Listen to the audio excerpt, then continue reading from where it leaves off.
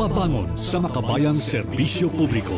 Ugnayan ng Radyo Pilipinas World Service sa iba't ibang embahada ng Pilipinas upang maghatid ng impormasyon at kaalaman sa mga kalagayan ng ating mga kapwa Pinoy na naninirahan at nagtatrabaho sa iba't ibang panig ng mundo. Babangon sa makabayang serbisyo publiko para sa isang makabayang serbisyo publiko para sa overseas Filipino workers. Babangon sa makabayang serbisyo publiko kasama si Ray Sampang dito sa Radyo Pilipinas World Service. Magandang araw po sa ating mga tagapakinig at taga-subaybay dito sa ating himpilang Radyo Pilipinas World Service. Narito na naman po tayo muli sa isa na namang edisyon ng programang Babangon sa Makabayang Serbisyo Publiko kung saan atin pong iniugnay ang ating mga Philippine Foreign Service Post sa ating mga kababayan worldwide.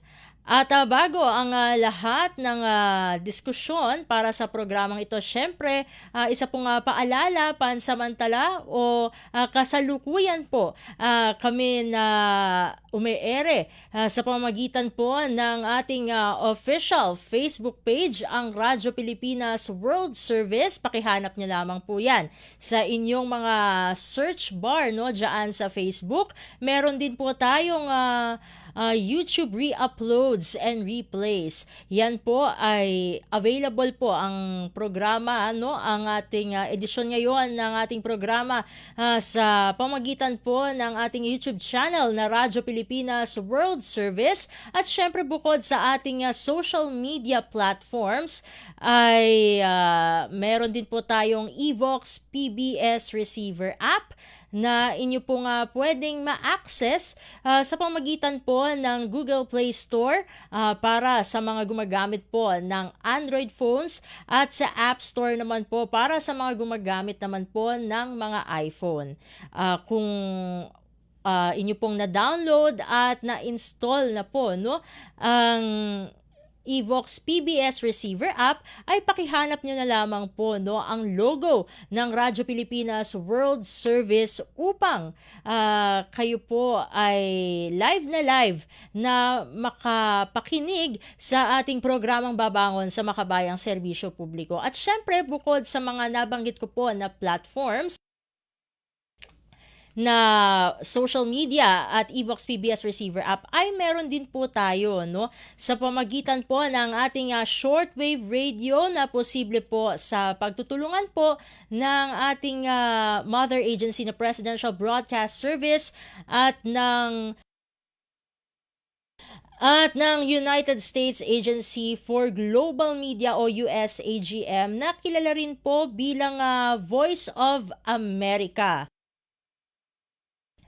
Inyo pong mapapakinggan ang ating programang Babangon sa Makabayang Serbisyo Publiko sa shortwave radio, linggo po ng madaling araw, oras po dito sa Pilipinas within 1:30 a.m. To 4:30 a.m. That's Philippine Standard Time po.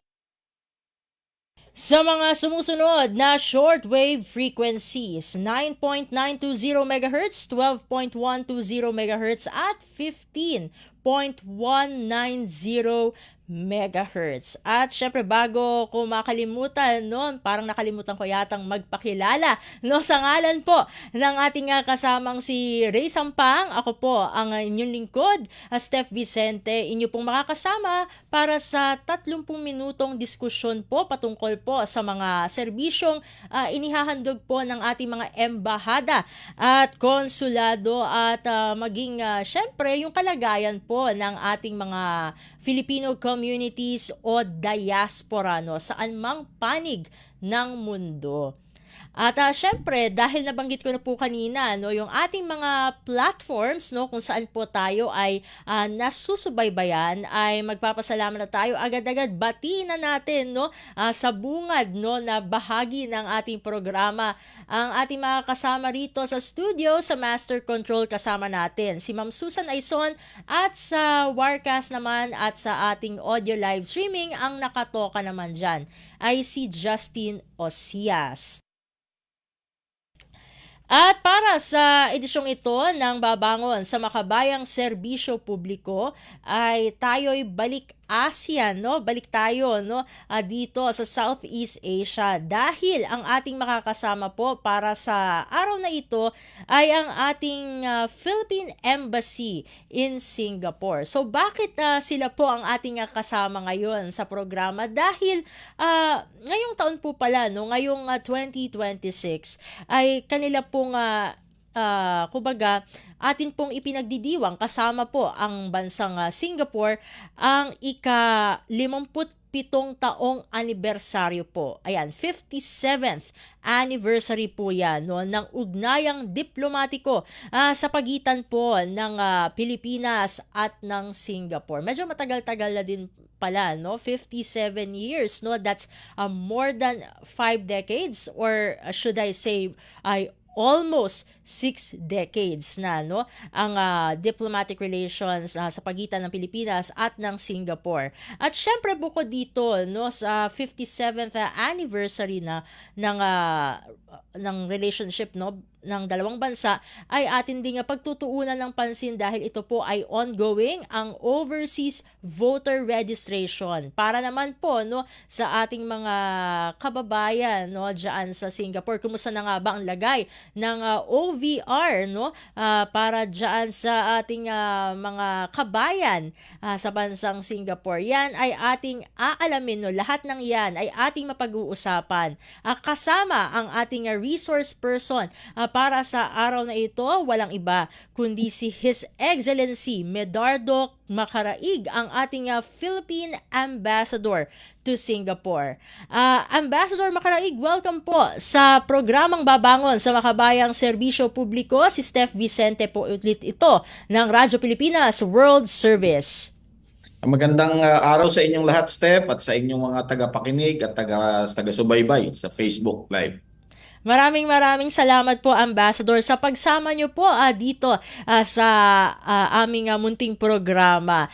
Para sa kaalaman ng lahat, no, tama po, Ambassador, same time zone lang po, no, ang Pilipinas at ang Singapore? Pareho tayo ng oras. So, Philippines at Singapore pareho ng oras. Tama ka doon. Okay po. Maraming salamat po, Ambassador. Unang-una pong katanungan po namin sa inyo kasi nga po no, ngayong 2026 ay natapat po itong 57th anniversary po, no, ng diplomatic relations between the Philippines and Singapore. Gaano po ba kahalaga, no, itong masasabing selebrasyong ito pagdating syempre sa kasalukuyang estado ng relasyon ng Pilipinas at ng Singapore? Napakahalaga niyan. Katulad din naman lang ating mga pakikitungo sa lahat ng ibang bansa sa buong mundo, napakahalaga ng ating ugnayan sa Singapore. 57 taon na nga nakalipas mula nung formal nating nagkaroon tayo ng kasunduan na magtayo ng ating mga kanya-kanyang sariling embahadas, magtalaga ng sariling ambassador. Subalit bago pa 'yon, kasama pa ang Singapore sa Malaysia, meron na tayong mga ugnayan. Ngayon sa loob ng 75 taon, 77 taon, 57 taon ay marami na tayong naging kasunduan, marami tayong naging mga pag-uugnayan sa Singapore. Ikawalo yung Singapore sa ating pinakamataas na antas ng trade natin, ng ating pangangalakal. Isa sa pinakamataas sa foreign direct investment sa Pilipinas, ang Singapore. At higit sa lahat, marami tayong mga nagagawang mga kasunduan. Ang pinakamahalagang kasunduan, ngayong pinakahuling mga kasunduan na yung agreement nga natin sa health cooperation, kung saan yan ay pinangungunahan ng ating Department of Health, Secretary Arbosa. At ang isa pa sa pinakamahalaga ay yung kauna-unahan nating kasunduan na nagpapatupad ng Article 6 ng Paris Agreement, yung against yung decarbonization, panglabing isang kasunduan ng Singapore yan, pero sa atin unang-una nating kasunduan ang pag-iimplementa ng decarbonization at carbon credits sa Singapore. Medyo mahabang usapin yan para sa kalikasan at napirmahan na yung itinatawag na implementation agreement nitong nakaraang buwan lamang. Mm. And speaking of areas of cooperation, syempre Ambassador, no, given na almost 6 decades na po pala, no, ang ugnayang diplomatiko sa pagitan ng Pilipinas at ng Singapore, ay siguro medyo himay-himayin po natin. Nabanggit nyo na po yung health, nabanggit nyo na po yung regarding sa usaping kumbaga pang kapaligiran, no, itong Article 6 ng Paris Agreement po, no, ay eto naman po, in other areas naman po, paano nyo po mailalarawan, no, ang kasalukuyang relasyon ng dalawang bansa sa larangan po muna ng ekonomiya? Sa larangan ng ekonomiya, nabanggit ko na nga, pangwalo sa pinakamalaking partner natin sa kalakal ang Singapore. Mahalaga ang Singapore sapagkat ito ang pinakamahalagang port dito sa lugar na ito, at ang daming mga barko na pangalakal na dumadaan dito, papunta at pabalik ng Middle East, ng kung saan pang ibang lugar. Mahalaga ang Singapore dahil sila din ang malaki ang mga naiaambag sa ating tinatawag na foreign direct investment. Alam mo, nung panahon ng COVID, number one sila. Ngayon, hindi naman bumaba ang kanilang investments, pero ang huling nakita kong record ay number 4 sila sa foreign direct investment. Ngayon, pero hindi yan ang pinaka nakikita natin na halaga ng ating ugnayan sa Singapore ay yung pa rin ating mga Pilipino na nagtatrabaho dito. Ayon sa DMW, pang-sampu tayo sa namin ng Pilipino or outside of the Philippines, sa labas ng Pilipinas, pang-sampu, ang tansya namin ang estimate namin mga 220,000 ang Pilipinong nagtatrabaho dito sa Singapore. Karamihan yan, more than 60% ay professionals. At siguro a little less than 40% naman ang household service workers.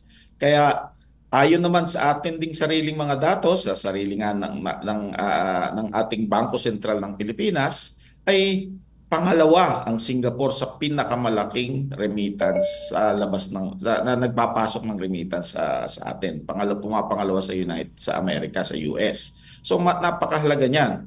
Kaya nga yan ay isa sa mga nagtataguyod ng ating ekonomiya, yung tinatawag nating remittances, yung mga foreign direct investors from Singapore, at siyempre yung kalakal pa rin. So napakahalaga ng ating pakikitungo, pakikipag-ugnayan sa bansang Singapore. Ito na nga yan, natapos na rin natin finally. Pagkatapos ng napakatagal na panahon, ay may bago tayong embassy dito sa Singapore. Bago ang ating gusali rito, at para sa ating mga kababayan, mas malaki na ang kanilang mas malaki na ang lugar na kung saan natin sila tinitipon, kasya na sila, air conditioned, at lahat ng mga bagong facilities nandoon na. Mas malaki na, mas marami na ang ating mga nagagawa para sa kanila. Bukod dyan, siyempre, marami na rin mga meeting rooms na sa ating bagong embassy. At katunayan ng ating kagalakan sa bagong embassy ay nabigyan nga tayo ng recognition ng Monocle Magazine, isa sa mga pangunahing international magazine on lifestyle living. 8 lamang ang embassy doon na binigyan ng parangal, at isa tayo doon. At tayo lamang sa Asia ang nandoon sa walong yun nitong April 2026 edition. Kaya mahalaga mahalaga itong ating ugnayan sa bansang Singapore. Bago ko sabihin, no, yung susunod na katanungan, syempre congratulations again po, no, sa lahat ng bumubuo ng ating embahada diyan sa Singapore for that achievement. Ang parangal na yan, hindi amin lang. Sa atin lahat yun. Sa buong Pilipinas na parangal yan. Hindi amin lang. Ha? Maraming salamat po, Ambassador. Kanina, napag-usapan natin itong economic side po, no? How about po, meron po bang ugnayang pang seguridad po between the Philippines and Singapore? Ang meron tayong kasunduan sa Singapore ay yung tinatawag na HADR sa ating mga military, ano.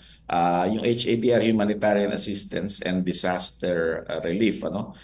Yan ang ating kasunduan sa Singapore. So kaya nga nung merong ano nga ba yung nakalimutan ko na yung pangalan ng isang bagyo na nakahiram tayo sa Singapore ng isang CC-130, yung bagong series nila, yung bagong eroplano nila na nagtransport ng maraming relief goods mula Manila hanggang, siyempre mula Singapore may dala sila, mula Manila hanggang Naga yata yung pinuntahan nila sa Naga City noong Mm. kasagsagan ng pagre-relief goods. At iyan na isang mahalagang bahagi ng ating military to military o military to military relations. At ganun pa man, meron din silang mga pa-scholarship, pumupunta rito yung ating mga sundalong Pilipino at nag-a-attend ng mga seminars at kung ano-ano pa mga scholarships at kung ano-anong mga meetings dito sa Singapore. Katunayan yan, ngayong linggong ito, ngayong matatapos ang linggo, kasama yung ang ating Department of National Defense na makikilahok sa tinatawag na Shangri-La Dialogue, isa sa mga pinakamalaking dialogue tungkol sa seguridad dito sa Singapore. Ngayong weekend ang ano niyan, ang ano niyan. At meron tayong delegasyon na pupunta rito sigurado mula Pilipinas. At dahil nabanggit niyo na po itong Shangri-La dialogue, gaano po kahalaga po, no, na syempre bukod po sa pagpunta po ng ating Defense Secretary, no, sa naturang kaganapan, gaano po kaya kahalaga ito, no, sa, of course, dun sa security cooperation sa pagitan ng Pilipinas at ng Singapore? Alam mo, nung 2024, sa Shangri-La Dialogue nung 2024, ang naging keynote speaker ay ang ating Pangulo. Mm. Kaya nasabi niya doon kung ano ang mga posisyon ng Pilipinas, nasabi niya, at buong mundo nakikinig doon. At ngayon, nung naalala ko nung isang taon, nandiyan yung bagong Secretary of Defense ng US. Nandoon din yung mga ministers of defense ng kung ano-anong bansa. Ngayon, bukod sa conference, bukod sa mga meeting na yan, sigurado yan, meron din tayong mga tinatawag na bilateral, yung mga one-on-one at saka yung mga one-on-one meetings. At doon natin makikita, at doon maraming sigurado mapapagkasunduan, maraming maaayos na yung mga siguro, yung mga hindi natin pagkakaunawaan, maiaayos din natin doon. Mahalaga yan. Bukod dun sa conference mismo ay yung mga on the side, maraming mga anong tawag dito, maraming mga bilateral meetings, mga kasunduan diyan. Kaya mahalaga ang Shangri-La Dialogue para sa atin. Ito naman po, no, kanina napag-usapan natin, nabanggit niyo sa health, yung sa pang-environment, and nahimay din natin yung sa economic side, dun sa security side. Ito naman po, Ambassador, no, dahil syempre magkakapit-bahay po, no, ang Pilipinas at Singapore, no, at nasa iisang asosasyon tayo sa ASEAN. Ano naman po, no, yung inyong paglalarawan when it comes to the cultural aspect ng relasyon sa pagitan ng Pilipinas at ng Singapore, also including the tourism side?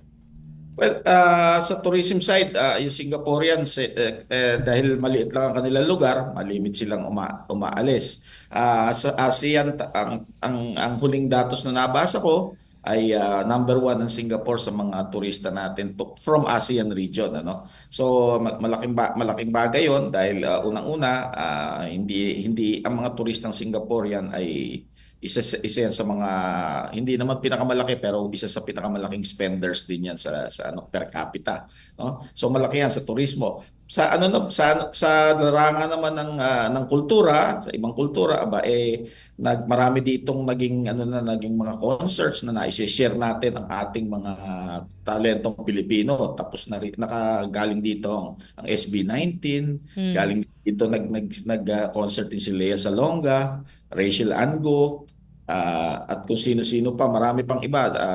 First one, ano na rin dito, ano yung pangalan ng grupo na kumanta ng multo, yun, Yung Cup of Joe po Cup ba of yun? Joe. Oo, Cup of Joe. Now, next month, si Maki naman ang pupunta rito at sa towards the fourth quarter, Bini daw ang pupunta rito. Mm. Kinakasya na yan.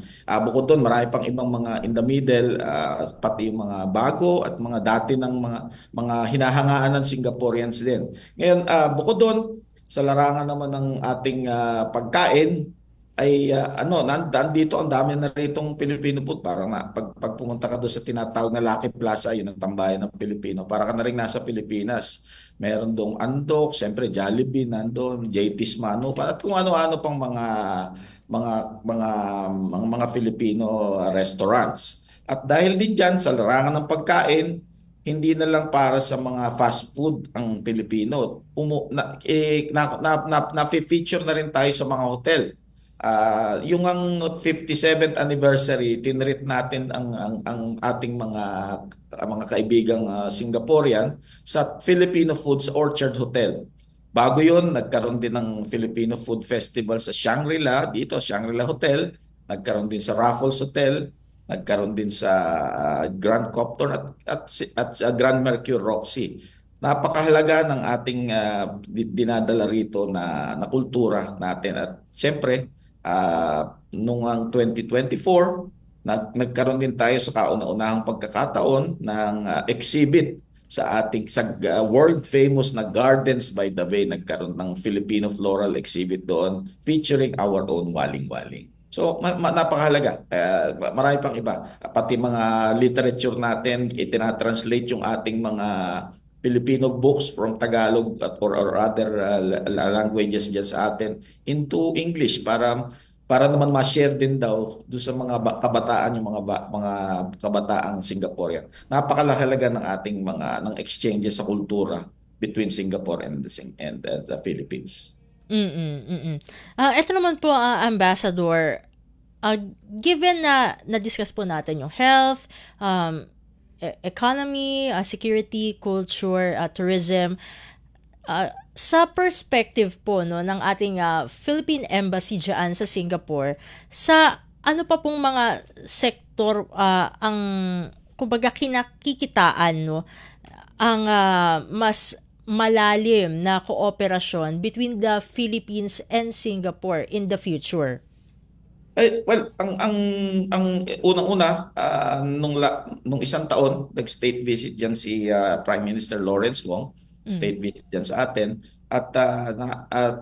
Dahil sila ang susunod sa ating magiging chair ng ASEAN, napagkasunduan na kung ano man yung itutuloy nila, kung ano man yung mga pending na mga maiiwan natin, tutuloy nila. Ganon din naman tayo, nakipag-usap tayo doon sa naunang chair sa atin, Malaysia, na ganon. So napakahalaga nung agreement na yon dahil hindi basta maiiwan at may kumpiyansa tayo na matutuloy dahil marami mga issue na hindi naman talaga kaya ng isang taon ay ayusin. So mahalaga yan. Kasama rin natin ang Singapore sa lahat pa ng ibang mga bagay. Magkakaroon dito ng mga bagong new nurses. Meron tayo ang mga nurses dito pupunta rin, may bago tayo agreement. At bukod sa pagpunta ng mga nurse dito, ay bibigyan din sila ng yung iba sa kanila, siyempre ng scholarship para magkaroon ng mas mataas na antas ng kaalaman para naman pag umuwi sa Pilipinas, maibahagi nila kung ano natutunan nila rito sa Singapore. Tsaka yun pa rin, ganun pa rin, marami ditong mga matututunan. Lagi ko sinasabi, ang mga Singaporeans very good at entrepreneurship. Kaya dahil nga malaki ang naiaambag na remittance diyan, meron sigurong pang capital ang mga Pilipino rito, meron sigurong pang entrepreneurship at ang pinakamagandang aralin nila ay yung mga amo nila, yung mga Singaporeans kung paano nila ginagawang napapalago ang kanilang mga negosyo na napapaganda ang kanilang bayan. So yun ang mga pinakamahalagang susunod na mga bagay pa natin. Siyempre, marami pang ibang mga agreements at mga panukala na maiisip naman ng iba diyan naman sa Pilipinas at siyempre diyan din sa Singapore na atin naman din susuportahan. Ngayon naman po, Ambassador, no, ito na-discuss natin yung mga areas of cooperation. Punta naman tayo dun sa mga activities po, no, for the 57th anniversary ng diplomatic relations between the Philippines and Singapore. Meron na po bang mga naisagawang aktibita or aktibidad to commemorate this celebration, at meron pa po bang mga activities na dapat asahan ngayong taon? Alam mo yung activities, sinasama lang namin yung 57th anniversary, pero tuloy-tuloy ang tuloy-tuloy ang mga activities natin dito sa embassy rito, at sigurado yung embassy diyan sa Singapore, ng Singapore diyan sa atin, tuloy-tuloy din na activities. Siyempre yun nga, nagkaroon tayo ng pasinaya ng ating bagong embassy. Maraming visitors, both incoming and outgoing dito. Siyempre, dahil ASEAN na rin, on the sidelines ng ASEAN, nagkakaroon na rin sila ng bilateral meetings. So, hindi lang sa Department of Foreign Affairs, sigurado yung ibang mga Department of Health, nakita ko yung ibang mga release ng Department of Health, ng Department of National Defense, at Department of Trade and Industry. Marami po yan.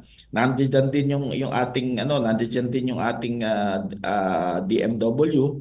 Alam mo nung nagkagulo sa Iran, mayroong sumakay na 24 na Pilipino na sumakay sa repatriation flight ng Singapore Air Force mula Jeddah papunta rito sa Singapore. Kaya dito natin sinundo, at mula dito nakauwi ay yung 24 na Filipino nakauwi sa atin. Sa kasagsagan yun ng giyera diyan ng giyera doon sa Middle East, at mula Jeddah sa kanila, doon sumakay 24. So maraming mga gagawin, at yung mga activities bukod dun sa nung May 18, May 16 kasi ang anniversary, May 18, yun nga, nagkaroon tayo ng konting salo-salo. Yun lang naman ang exclusive for that purpose. Pero magkakaroon tayo siyempre ng bagong flag raising for our National Day. Mababanggit na rin doon yung 57 diplomatic reception for yung mga kaibigan natin, mga colleagues naman natin from the diplomatic corps dito, ibang mga ambassadors. Hindi ko pa alam kung magkakaroon tayo ng anong tawag doon, ng mga iba pang mga celebration. Tayo kasi ang chair ng ASEAN, so titingnan natin kung anong mangyayari diyan. We have come up with a book about na nilaunch namin ng libro tungkol sa mga 25 successful Filipinos here in Singapore. So noong 2024 yon. We're coming up, lagi tayo natatanong, what is your favorite Filipino restaurant here? Mahirap sumagot, lahat yun paborito natin. Kaya ang ginawa natin, gumawa na lang tayo ng isang publication. Hindi pa namin na ilo-launch yun, pero ilo-launch din natin yon. Bukod doon, maglo-launch din tayo ng ang hirap kasing sundan na yung mga agreements. So sabi ko, ba't hindi tayo gumawa ng isang compilation? Pag sumasamahin na natin yan, so malapit na rin mabuo yun. At syempre, bibigyan din natin ng halaga yung sa pamamagitan ng isang libro, siguro another book about the yung bago nating building. Dahil napakaraming mga artists na tumulong sa atin para pagandahin ang building, kaya nga tayo na-recognize ng ating Monocle Magazine. So gagawa natin yun ng isang magandang libro din. So para naman maipamahagi yung kaalaman na yun. At lahat yun, siyempre, may book launch lahat yun. Masasabi yan na 57th anniversary natin in-launch. At looking forward po, no, ang daming launches po pala, no, na ilulunsad ng ating Philippine Embassy sa Singapore. Ito naman po, Ambassador, no, kasi kanina nabanggit nyo nga po, no, yung pagsama po ng 24 nating mga kababayan na naipit po, no, dun sa Middle East tensions, dun sa repatriation na efforts po, no, ng Singaporean Air Force. So gusto lang po natin na bigyan na highlight ito. Gaano po ba kahalaga, no, itong naging gesture na ito ng Singapore doon sa relationship ng of course our country and and Singapore dahil kumbaga talagang from both sides ay talaga pinapahalagahan yung ating mga migrant workers. Alam mo, yan naman ay bahagi rin ng kasunduan sa ASEAN na pag merong, kumbaga, halimbawa, merong magagawa ang ibang ASEAN para sa mga nationals ng iba ay gagawin din natin. Ang maganda diyan, ang alam ko diyan, hindi naman ako ambassador natin sa Saudi Arabia. Ang alam ko diyan, nagkaroon tayo ng repatriation flight from Riyadh naman the following day. Mm. So malamang yan, yung 24 na yan, siguro ibabiyahe pa natin from Jeddah to Riyadh yan para makasama doon sa ating repatriation flights. Pero since meron na yung Singapore, might as well na ano natin yan. Alam mo, 24 hours is a long time pagka sa usapin ng kaligtasan, lalo na hindi naman tayo kasali diyan sa gerang yan. So napakahalaga niyang anong yan ng gesture na yan ng Singapore para sa atin. Ito naman po, no, moving to another topic po, Ambassador, kasi tulad ng nabanggit ko kanina sa first part, no, ng ating programa na Babangon sa Makabayan Serbisyo Publiko ay ating pag-uusapan, no, ang overseas voting, no, particular po, no, for this episode ng ating mga kababayan, para sa ating mga kababayan diyan sa Singapore. Bago ko po itanong, no, syempre dun sa para sa mga hindi pa nagpaparehistro, ay gusto ko po munang kumustahin. Kumusta po yung status ng ating OVR dyan po sa Singapore? Ongoing ang overseas voters registration simula noong December 1, 20, ano ba ngayon, 26, 2025. At tuloy-tuloy yan hanggang September 30, 2027 dahil 2028 ang May 2028 ang election, ano. So yan ang schedule, ano. Tuloy-tuloy yan sa embassy, doon din sa ating consular area at pinahalagaan natin yan. Nagkaroon noong Women's Month, binigyan natin ng priority lane yung mga nagrehistrong mga kababaihan natin para diretso sila. Wala nang anong tawag doon, hindi na namin sila hiningan ng appointment or what, dire-diretso sila doon.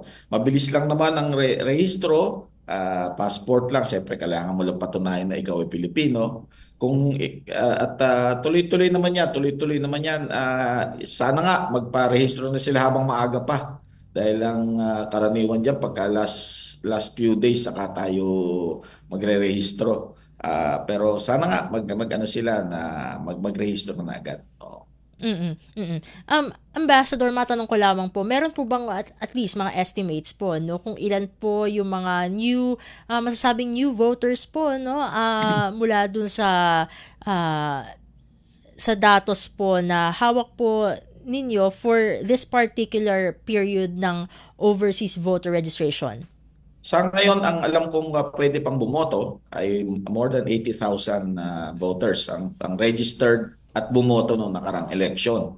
Ang iba at yung iba naman nung 2 elections ago. Pagka kasi hindi ka bumoto ng 2 eleksyon, yun, ma-delist ka sa listahan. So ngayon, marami na rin nakikita ko, marami din naman ng nagre-rehistro, pero hindi sana ganun kaunti lang. Medyo kaunti pa rin dahil kasabi ko nga 220,000, marami dyan siguro qualified voters naman. So sana nga magrehistro na sila. Pero hindi 80,000 pa lang ang rehistrado nung nakaraang eleksyon. Siguro ngayon baka nadagdagan na ng kung ilang libo na rin ang nadagdag. Pero sana mas marami pa. Samantala po, no, Ambassador, ano po ba yung mga hakbang na ginagawa po ng ating embahada dyan sa Singapore para mas makahikayat pa ng marami, no, sa ating mga kababayan na naninirahan at nagtatrabaho sa host country na magparehistro at bumoto? Alam mo, yung pagrehistro, ano naman yan siguro kung sa kaalaman lang, malamang alam na ng mga Pilipino rito talaga kung na meron tayong voters registration. Yung alam talaga sa kanila iba. May tiyempo siguro, may kasabay, may ano. O kaya tinetiyempo na sabay na sa kanilang, halimbawa, mag-a-apply na rin sila ng passport, baka isasabay na rin para isang punta na lang sa embassy. So, sa ngayon, yun nga, isa sa ginawa namin, nung Women's Month, binigyan namin ng pagkakataong priority lane yung mga women para mas mabilis at mas maayos yung kanilang pila. Um, sa aming mga pakikipag-ugnayan sa ating mga kapwa Pilipino, meron tayong flag raising natin sa ngayong Independence Day para sa mga Pilipino. Siyempre, babanggitin natin 'yon. Buwan-buwan meron tayong tinatawag na town hall meetings with ang tawag ugnayan. May tinatawag tayo ugnayan para sa mga kapwa Pilipino after office hours, usually yan once every quarter nating ginagawa at nababanggit natin yan.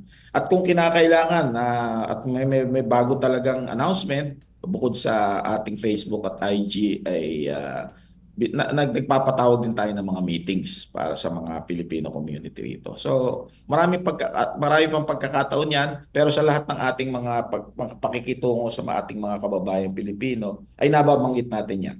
Naiimbita rin tayo kung minsan sa kung ano-ano mga events ng mga Pilipino na silang nag-host. Kaya nababanggit din po yan. Laging nababanggit yung ang paghihikayat natin na magrehistro sa overseas voting. At hindi lang po ako, pati po yung iba mga opisyal ng embassy, siyempre pag sila naman na naimbita o sila nakapunta, ganun din po ang kanilang ginagawa. It's nice to know po na kumbaga maganda ang ugnayan no sa pagitan po ng ating embassy and the Filipino community po no diyan sa Singapore. Ambassador, gusto ko man pong pahabain pa ang ating diskusyon ngunit we're running out of material time. Siguro po hihingin ko na lamang po ang inyong mensahe para sa ating mga kababayan, no, probably merong mga nakikinig po sa atin, no, na nandyan po sa Singapore. Ano po ang inyong mensahe, of course, regarding doon sa mga pinag-usapan po natin na yung the anniversary, 57th anniversary sa ng diplomatic relations between the Philippines and Singapore, and of course yung inyong panawagan for the overseas voter registration. Go ahead po, Ambassador. Maraming salamat at tinihikayat ko ang ating mga kababayan, lalo-lalo na mga Pilipino dito sa Singapore na makilahok sa mga programa ng ating embassy kasama na nga yung overseas voting, makipagrehistro na para talagang maging kabahagi na tayo ng mga halalan diyan sa Pilipinas. Bagamat national officials lamang ang ating maiboboto ay mahalaga pa rin 'yon dahil kung inyong titingnan nung nakaraan, napakaliit na ng gap between the winning number 12 senator at yung losing na 13th senator. So every vote will now count. Ngayon, patuloy po kaming magsiservisyo sa inyo at patuloy po kaming susuporta sa sambayan ng Pilipino dito sa Singapore at siyempre sa Pilipinas sa pamamagitan hindi lamang ng consular, hindi lamang passport, hindi lamang assistance sa nationals, yung pong mga agreement, yung more nurses dito, kahit po yung carbon credits agreement in accordance with the Paris Agreement, yan po naman para sa Pilipino, para rin po sa ating bansang Pilipinas dahil para po sa kalikasan yan. Patuloy po kaming maglilingkod sa inyo, patuloy po kaming susuporta sa inyo at kapalit po noon ay inaasahan din namin ang inyong suporta. Maraming salamat po. Maraming salamat po, Ambassador. Sa ulitin po, God bless po at mabuhay po kayo. Salamat, sir. At ating nakasama dito sa ating edisyon ngayon ng programang Babangon sa Makabayang Serbisyo Publiko, si Philippine Ambassador to Singapore, Medardo Macaraig. At sa puntong ito ay atin pong tatapusin na ang ating edisyon sa araw na ito. Siyempre, magpapasalamat tayo muli sa ating mga nakasama. Siyempre, sa Master Control, nandyan si Ma'am Susan Aison. Sa live streamings natin, live streamings, kasi meron tayo sa social media at meron din tayo sa Evox PBS Receiver app. Ang nakatoka dyan ay si Justin Osias. Siyempre, maraming salamat ulit sa ating resource person sa araw na ito, si His Excellency Medardo Macaraig, ang ating Philippine Ambassador to Singapore. Siyempre, i-shout out na siguro din natin ang tumulong sa atin para maging posible ang interview na ito, si Miss Giselle. Maraming salamat po, Miss Giselle. At siyempre, sa ating mga tagapakinig para sa araw na ito. Sa ngalan pong muli ng ating kasamang si Ray Sampang, ako po si Steph Vicente, isang mapagpalang araw po sa ating lahat. Babangon sa makabayang serbisyo publiko. Ugnayan ng Radyo Pilipinas World Service sa iba't ibang embahada ng Pilipinas upang maghatid ng impormasyon at kaalaman sa mga kalagayan ng ating mga kapwa Pinoy na naninirahan at nagtatrabaho sa iba't ibang panig ng mundo. Babangon sa makabayang serbisyo publiko para sa isang makabayang serbisyo publiko para sa overseas Filipino workers. Babangon sa makabayang serbisyo publiko kasama si Ray Sampang dito sa Radyo Pilipinas World Service.